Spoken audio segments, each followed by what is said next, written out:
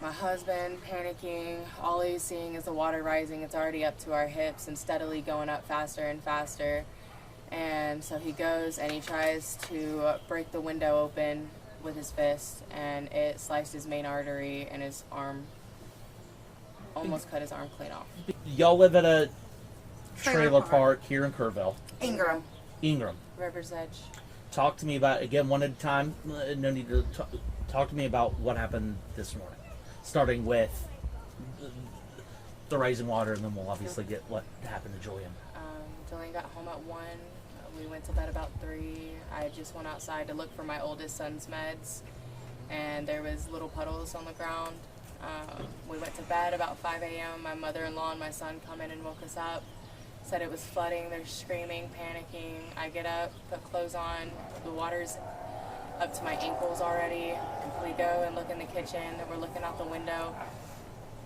My car's moved from the front door down to my mother-in-law's room, a good, 10, 15 feet? And then, Not to ask a painful question, but when you're seeing this, you're just woken up, there's this rising water. What's going through your mind? What are you feeling in that moment? we were panicking. We didn't know what we were going to do. We wanted to see how high the water was, to see if there was a chance of us getting up, higher ground. We tried to open the front door, and water just came pouring in, just flooding. I was barely able to get the door back shut. Julian went to the window, was talking to them through the window. Just for my own context, how far off the river is this trailer park? 200 yards. Wow, 200 yards. So, and you're right behind them. You're in a trailer home right behind them. Yes, sir. Closer to the river. And what is happening at the same time? We were hearing the same thing, and we were hearing gurgling out of the toilet.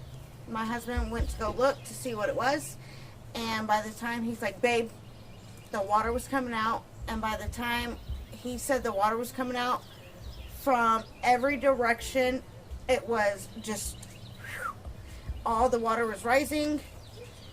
We didn't know what to do. We were panicking. We were standing on our bed. The water was rushing. My brother was like, John, talking to my husband. And I was like... Y'all are close enough that y'all can shout to each other from these homes. Yes. He's like, John. I was like, Julian.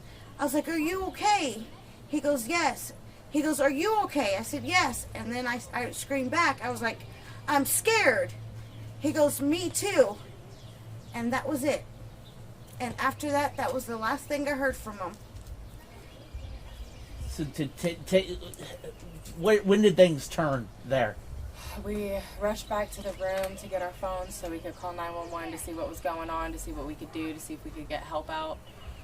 We called. We got rerouted to another county. They rerouted us back to Kerrville. They told us help was on the way, just to get to higher ground, just wait it out, that we'd be okay.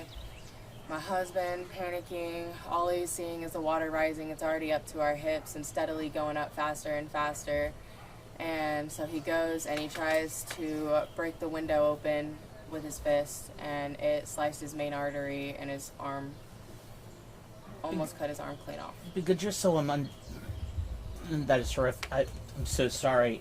Just so I'm clear, though, the option was there was no. I mean, y'all were trapped. We were trapped. We couldn't get out the front door. We couldn't get out in the windows. The water was already up almost to the windows. We didn't know where we were going to go. I had the kids up on the bed so that they weren't close to the water. How many kids were?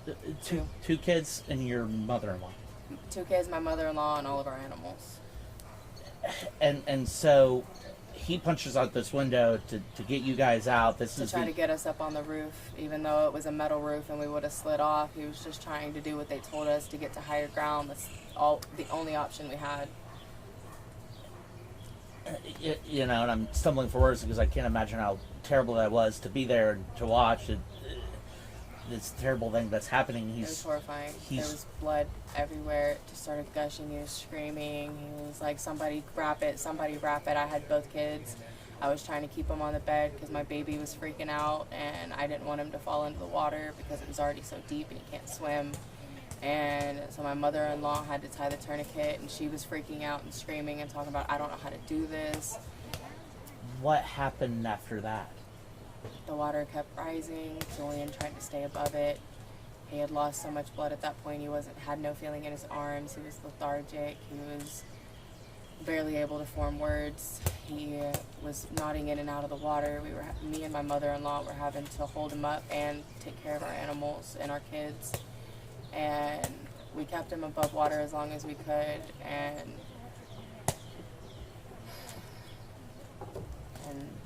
he looked at us. He said, "I'm sorry. I'm not gonna make it. I love y'all."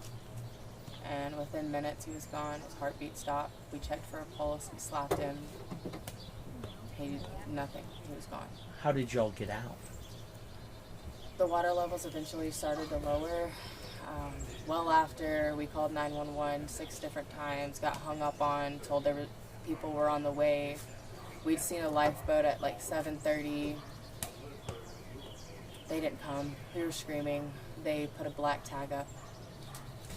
You know, I keep asking this question, but like in that moment, I mean, your fiance passes. What's going through your He was mind? already gone. The only thing I could think about was saving the kids, making sure that we made it alive, because it wasn't Nothing. it wasn't worth it to lose him and all of us die. He didn't do that for no reason. He did it to save us.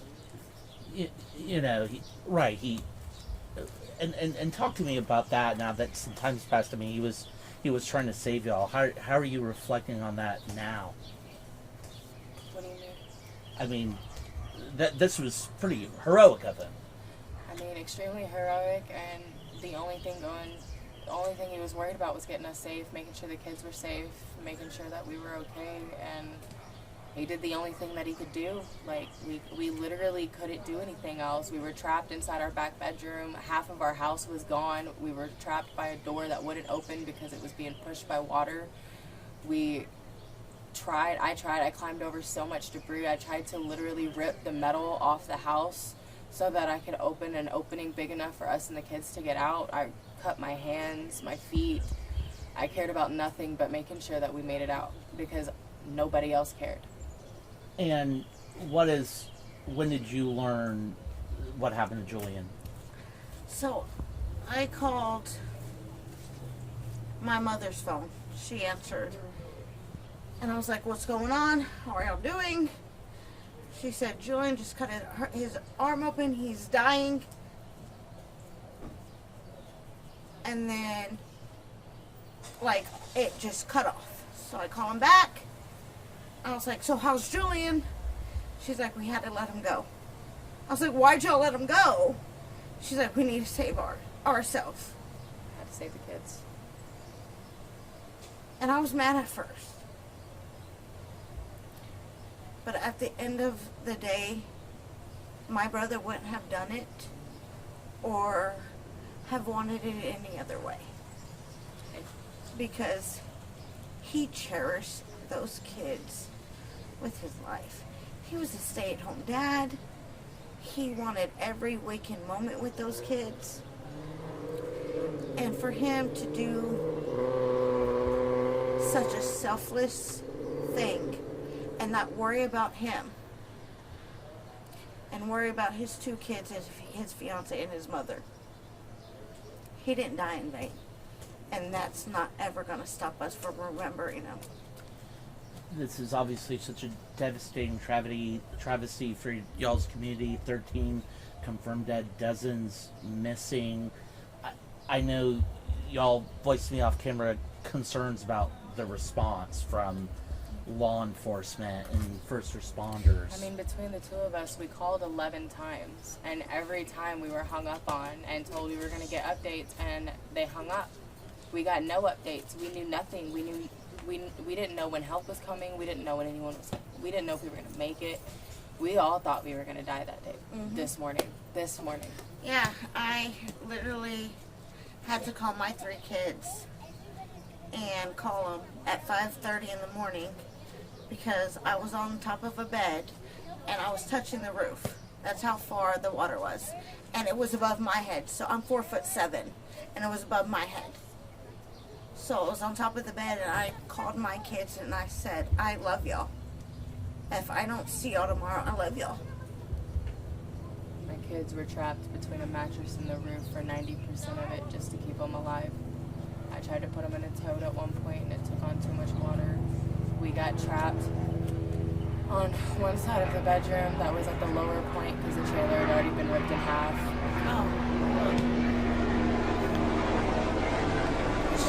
So the water eventually recedes. I mean, talk about how long did this whole ordeal take? How long were you trapped, and what 5 to happened? 7:30. 5 to 7:30 for 2.5 hours. You're trapped. Water And finally drops low enough that you. Water is freezing. Fuck. So much stuff is in the water. There's furniture. There's broken glass from the windows. There's all kinds of debris and stuff from breaking off the house that we're trying to wade through. And when the water finally drops and we get to where we're going, we can't find Julian. All we're worried about is getting the kids to higher ground. My neighbor walked out from his house, got to us, helped me get the kids out, helped us get them up to dry land, and helped me go and get them out of their house because they were trapped. We were trapped. We couldn't get out front door. We couldn't get out the window because when it was raining, our car got taken too in the flood. And their house, so where they were at, where my brother passed away at, that little area hit where my bedroom was, where mine and my husband, we were sleeping. So we were trapped. We couldn't get out of the front door of our bedroom. We couldn't get out of like the windows. We were trapped for like dear life. So I really thought we were gonna pass away. We finally had to literally pick up our refrigerator and move it just to get to the back door, just for us to get out. And we still didn't know if the electricity was on or not to touch the water. So we had to risk it. And then me and my neighbor went and we searched the other 2 trailers that were at the back closest to the water, tried to look for any survivors. We didn't find any survivors. We didn't hear anything. We looked as thoroughly as we could without risking ourselves. And then I went back and I found Julian's body and I uncovered him. And my dad found me and my sister-in-law breaking over his body